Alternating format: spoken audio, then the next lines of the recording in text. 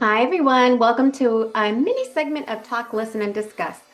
I'm about to go somewhere and I just had to sit down. I'm probably going to run late. I hope I don't. But guys, I have been reading a lot of comments, not only on YouTube videos, mine, others, but also on Reddit. And it is just crazy to me what people are saying about the Amy Bradley Netflix docuseries and just the whole mystery surrounding it.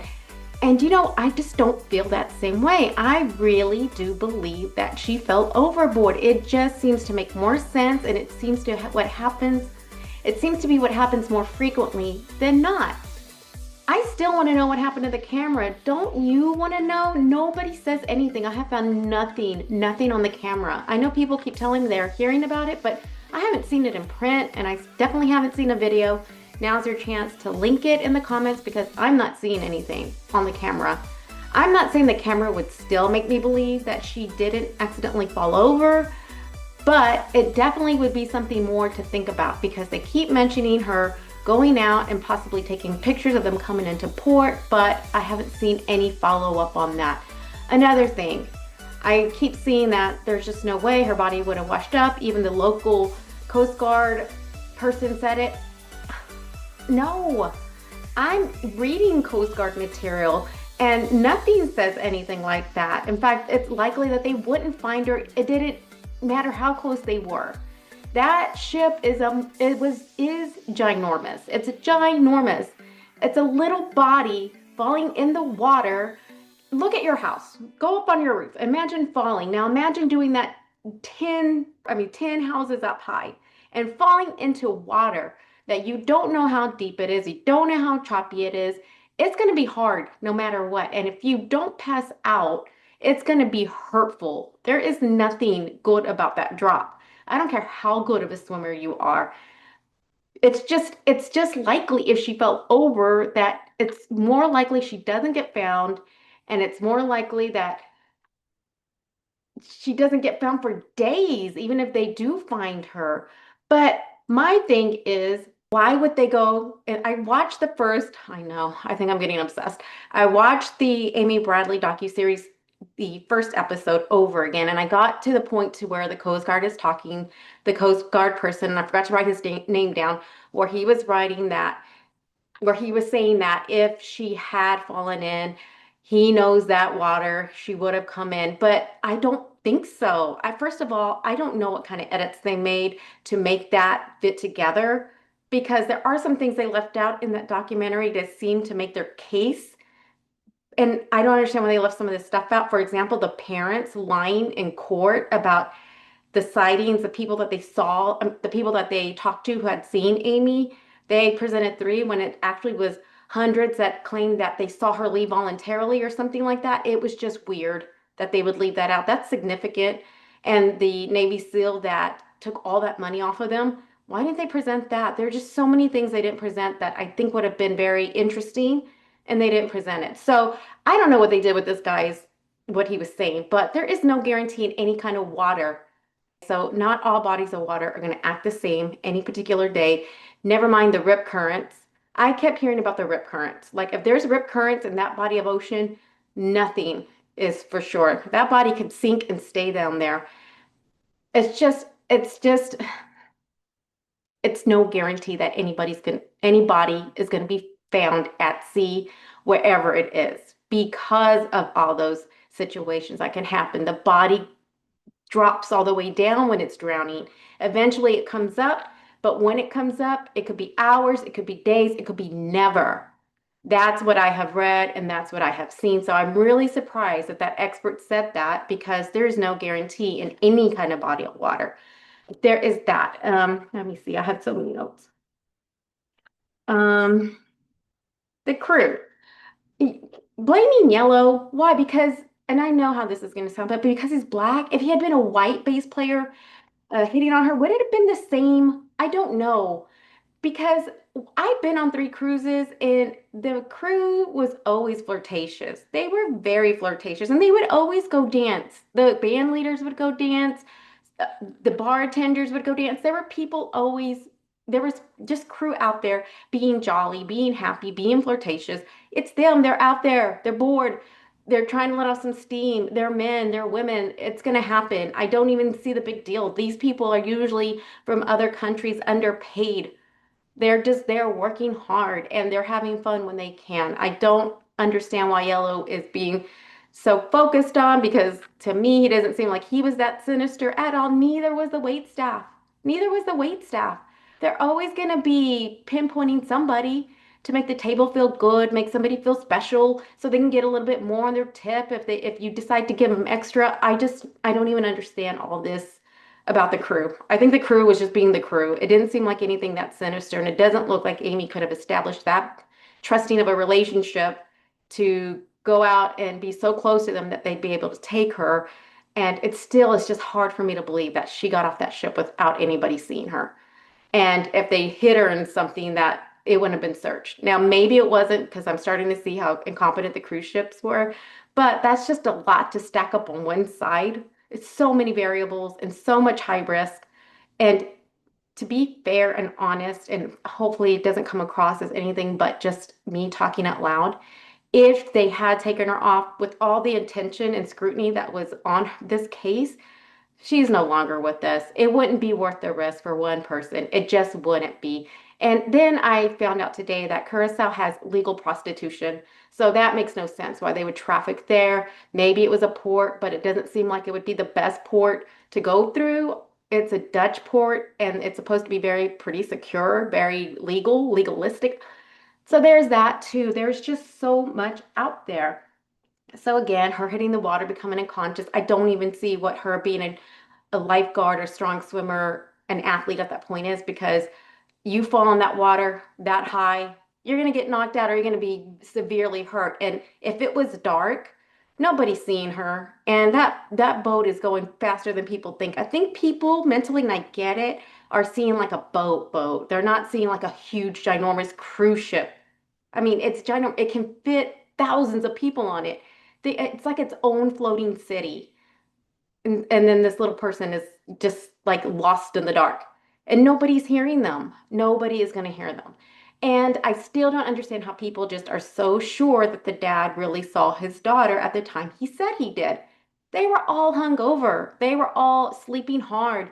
If he didn't hear the kids come in at 3 a.m., who's to say he for sure heard Amy or woke up and saw the clock or that he really made that anything was clear, that he was thinking clearly at all. I think it's just the best attempt to want to make some kind of timeline fix. And then after time, you're so used to saying it, it becomes true to you. It happens to all of us. It happens to the best of us. So, um, again, only 25% of people are rescued. And of that 25, very few of them are found alive. It just tell me what happened to the camera. I really just want to know. Nobody says anything about the camera. I know they were all sharing one room and they must be very deep sleepers because I've been in those little cruise ship rooms. It's hard to get around them. I don't understand how somebody wasn't bumped into or just some kind of noise, just something. Just I mean, even if they're hungover deep in sleep and they don't hear anything, then how can you rely on what they're saying when they're waking up out of that?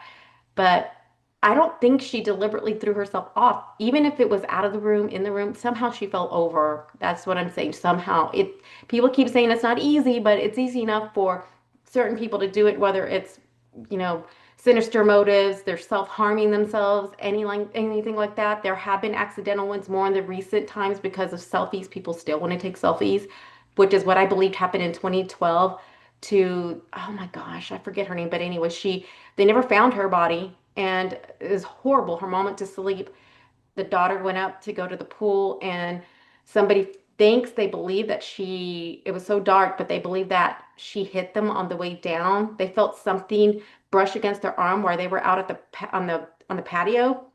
The only way I can see that is they had their arms or something like that leaning back on the patio, and then let's just say the object, and maybe in this case the body, just hit them, and then they looked and couldn't see. But either way, it happens that fast.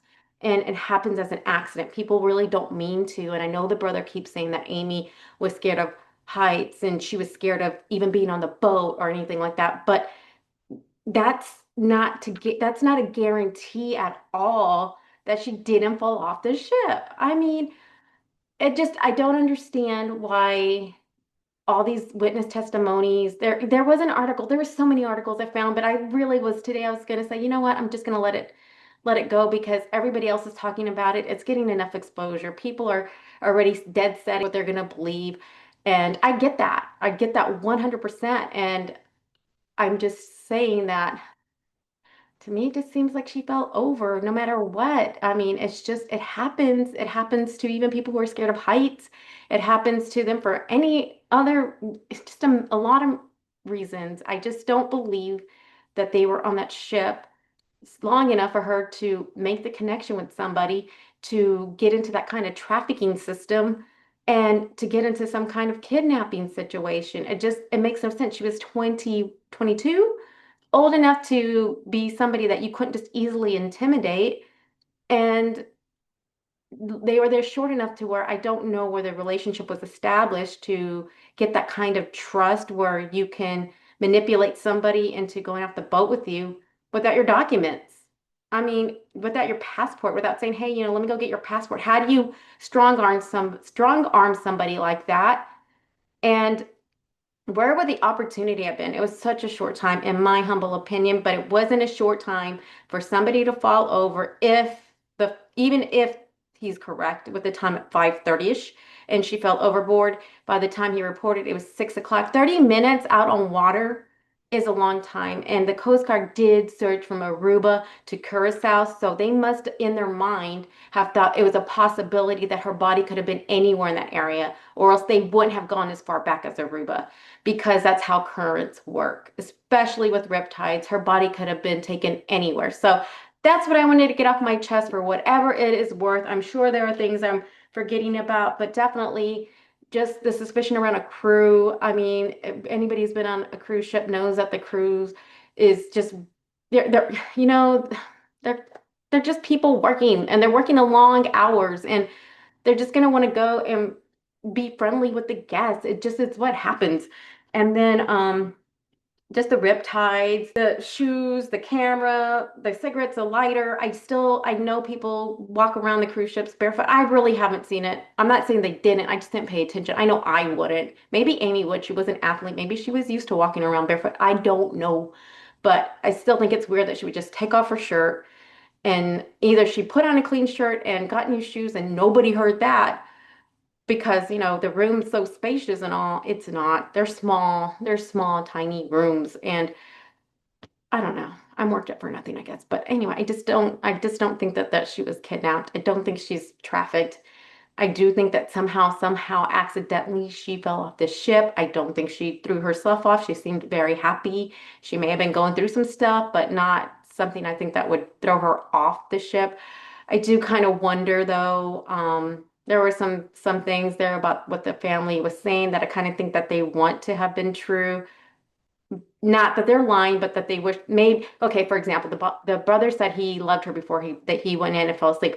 I do think that's kind of weird. Not freaky weird, but weird as in, did he really say that or did he wish that he had said that? Because if he had only known that was the last time he was going to see her, and in his mind he believes he said that because he wants to be true kind of thing. I don't know. It just seems like if he was just going in to go back to sleep before they had to get up real early in the morning, why would he say I love you? Maybe if he was sending her off somewhere like to college or I don't know, something more significant, but just going to bed after being out all night and then just saying, okay, I'll see you in the morning, love you.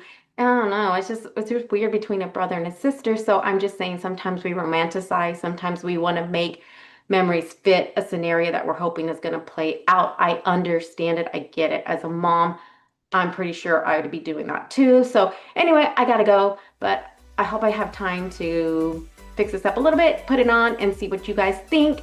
I'm not trying to make anybody mad here. I'm just trying to get out what I think. And I just think it's crazy, crazy, crazy how this has exploded.